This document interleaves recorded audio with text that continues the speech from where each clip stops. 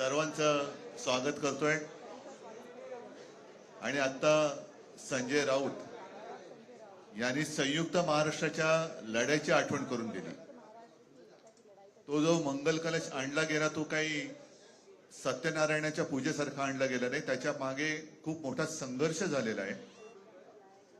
105 107 किंवा त्याहूनही जास्त मराठी माणसांनी बलिदान देऊन मुंबई महाराष्ट्राला मिळवून दिली आणि त्याची आठवण आज होणं स्वाभाविक आहे, कारण आम्ही आज दोघेही इथे बसलेलो आहोत। ठाकरे बंधू,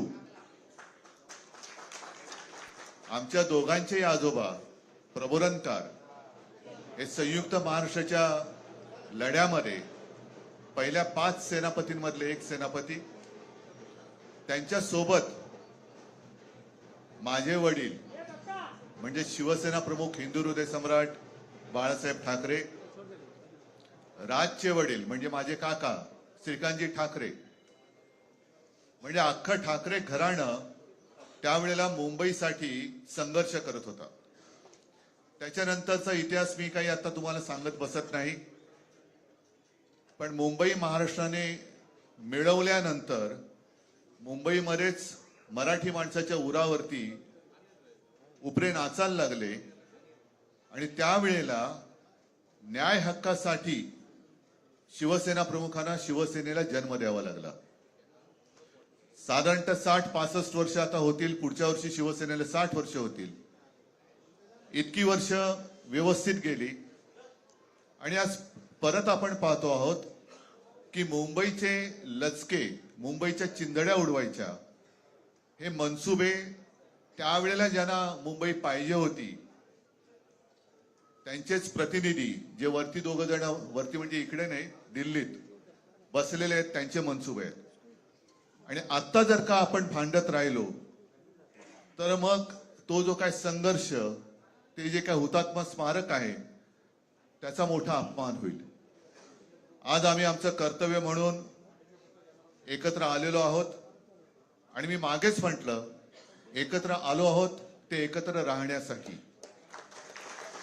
यापुढे मुंबईवरती आणि महाराष्ट्रावरती कोणी वाकड्या नजरेने किंवा त्यांच्या कपटी कारस्थानाने महाराष्ट्राला मुंबईपासून किंवा मुंबईला महाराष्ट्रापासून, मराठी माणसापासून तोडण्याचा प्रयत्न करेल, त्याचा राजकारणात खात्मा केल्याशिवाय राहणार नाही, शपथ घेऊन आम्ही मैदानात उतरलेलो।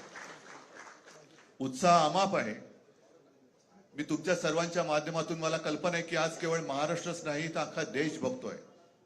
मी सर्वांना विनंती करतोय, आवाहन करतोय आणि एक सूचना सुद्धा करतोय, कारण मागे विधानसभेच्या वेळेला भारतीय जनता पक्षाने जो एक अपप्रचार केला होता, बटेंगे तो कटेंगे, तसंच मी मराठी माणसाला सांगतोय की आता जर का चुकाल तर संपाल, आता जर का फुटाल तर पूर्णपणे संपून जाल।